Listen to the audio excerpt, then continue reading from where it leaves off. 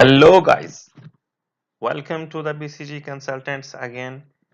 I'm Rizwan as usual with you guys, and today we are going to speak about two important terminologies within the scope knowledge area or the scope management knowledge area actually.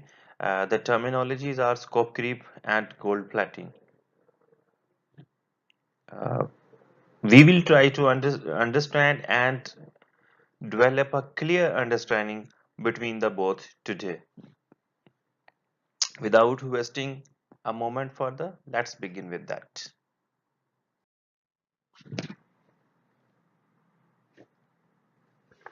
Scope creep. Okay, guys, let us try to make things simpler and easier for you guys for the sake of understanding. Uh, so, let me say scope creep is something addition of a feature requested by the customer, but it was not included to the originally agreed scope. Why? The most often the reason for this non-inclusion is there was no impact on the time and cost constraints. Let us try to understand this one with the help of an example. A customer has requested you to include a feature into a program or a software which you are working on, and that particular feature required a few minutes from you only. That means it was not going to impact the deadlines, and you were happy to entertain the customer requirement which was not part of the scope, and you developed that requirement, and it remained and it was kept out of the formally or originally agreed scope. So this is a situation or a scenario regarding the scope creep.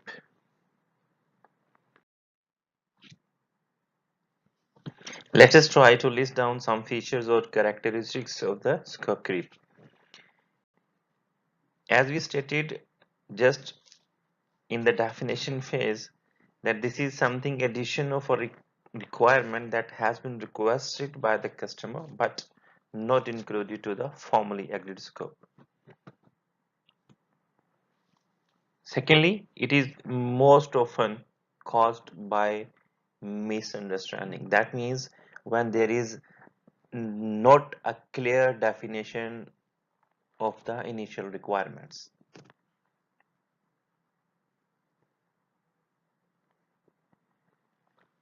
Then uh, scope creep occur when we need or desire to make our customer happy or to get some extra credit from the immediates or even from the customer side as well.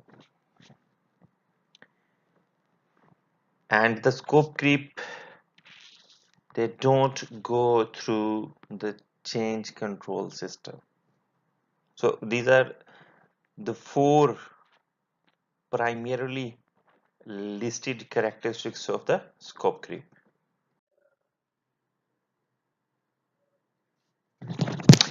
Let us try to find out or list down some causes which may result into a scope creep situation.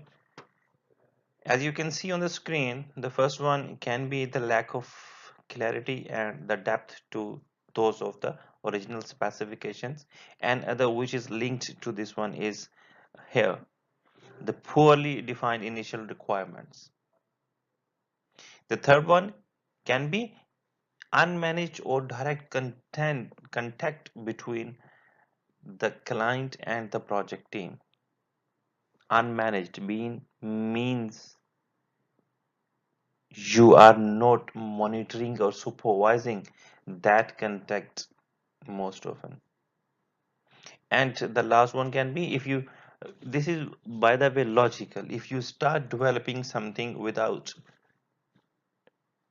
doing a formal or a detailed analysis of something. So, guys, do remember these are some of the causes which have been observed by the industry experts or the project management gurus, right? This is not an exhaustive list. This is a list which contains some of the causes for your reference only to understand the concept only.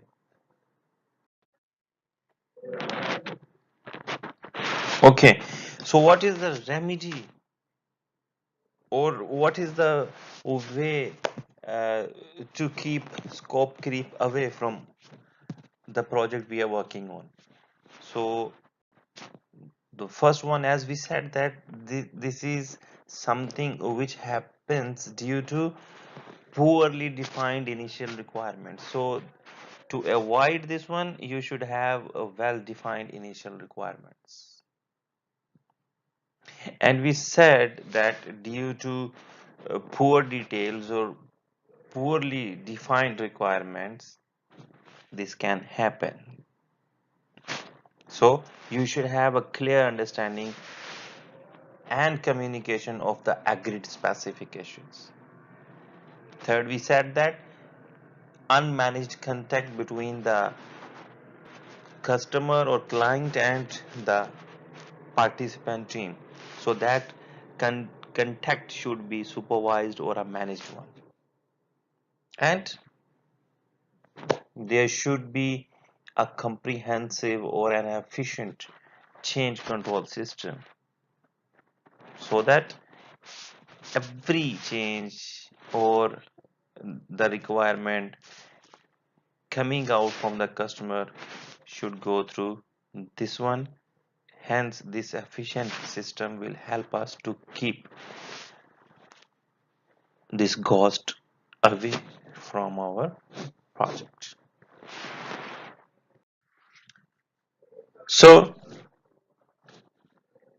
the reciprocal of scope creep is something called gold plating.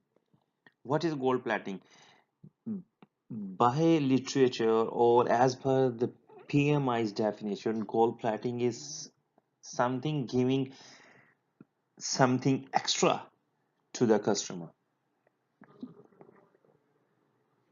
So we can interpret this definition as addition of a feature which was not requested by the customer and it was not added to the originally agreed scope as well. So as an example, let me say I asked a contractor to manufacture a main gate for my house, and as a routine, he put red oxide onto the fabricated gate after its completion. So this is something which I didn't ask the fabricator to put on. He did something extra, thinking that I will be happy seeing this. So this is something gold plating. I didn't ask, and it was not the agreed scope as well. I did not ask that particular paint onto the gate.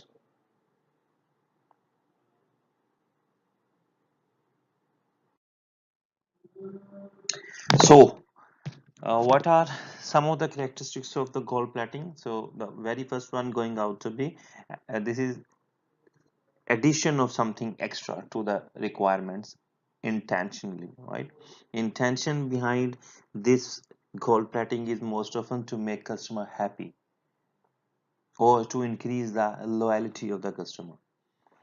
The second characteristic can be to produce something which was not required by the customer. Again, it's done intentionally most of the time.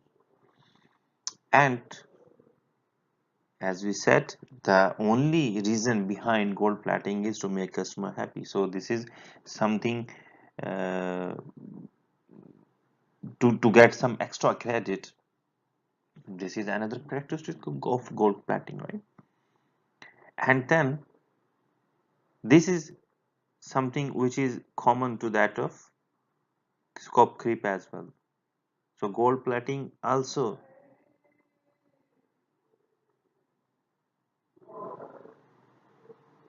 does not appear in the chain control systems.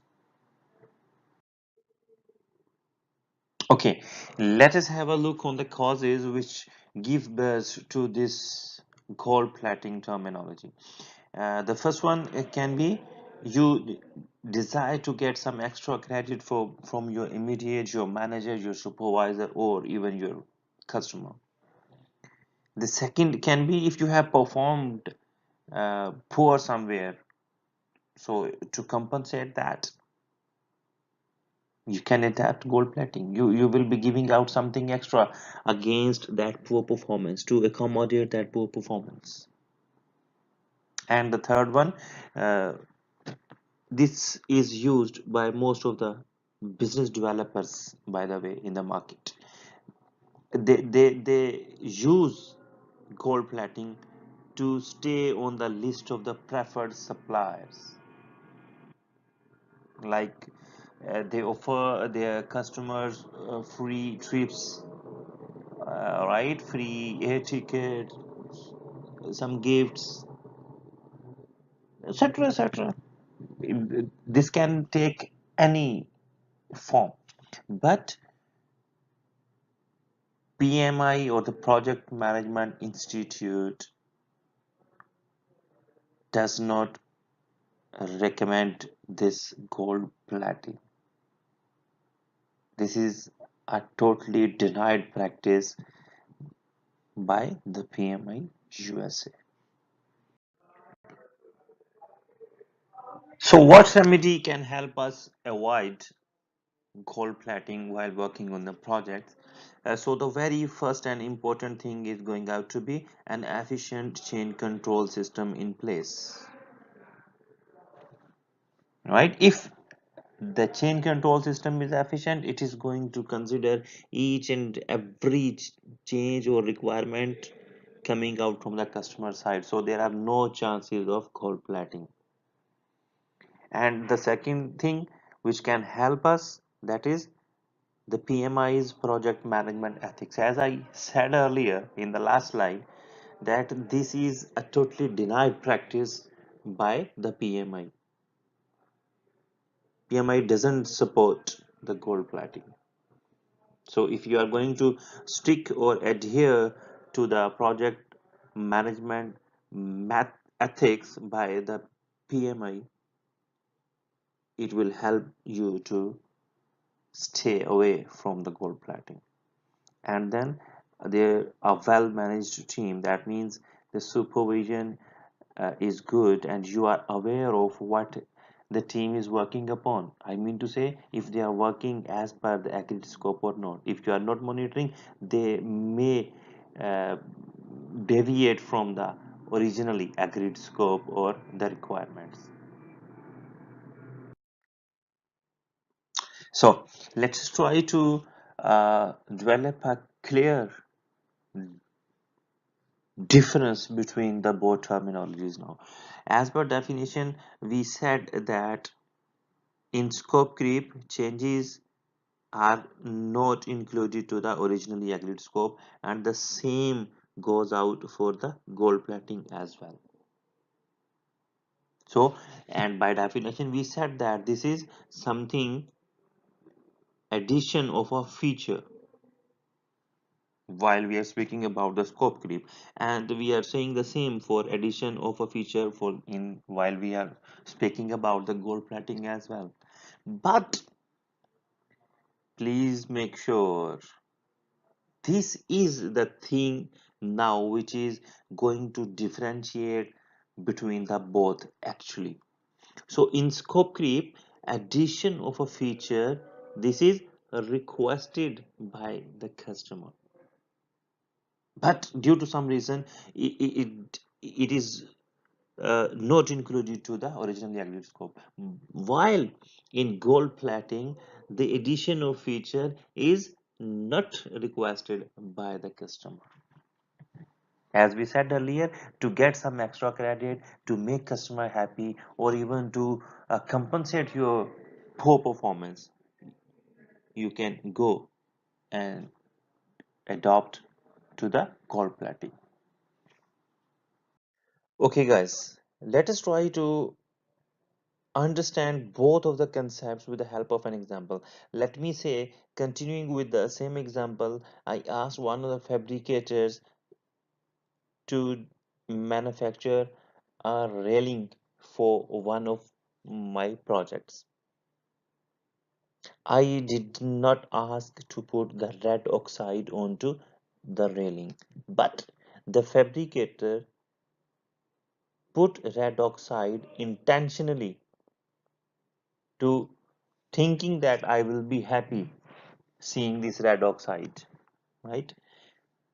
But my requirement was not this. So the requirement of this red oxide did not came from the customer or myself, but he has put this one himself intentionally to make the customer happy, and he is not going to charge me for this red oxide, so he is giving me something extra to make me happy. This is gold plating. While on the other hand, let me say I asked him to manufacture the railing for one of the projects, and I went back to my project field. But let me say in a couple of days while he was working on that railing, I came back to him and I asked him to put red oxide onto the railing after he's done with the fabrication. Now I have added the request of putting the red oxide onto the railing, but due to some reason, let me say intentionally again, he is not going to charge me something for that to make me happy again. So this thing, this red oxide was not included or agreed when I first time visited him and requested him to manufacture the cream. This requirement came from my side, came from the customer side, but was not added to the original scope. So this, in this situation, I would say that this is a scope creep situation. Hope it clarifies you. Thank you for watching the video, guys. I hope that you have learned the topic which we discussed today. Your feedback is more than welcome as usual. You can write me at rizwan.saifi@live.com, and don't forget to subscribe to my channel, which is BCG Consultants. I do hope to see you guys again. Take great care of yourselves. Goodbye.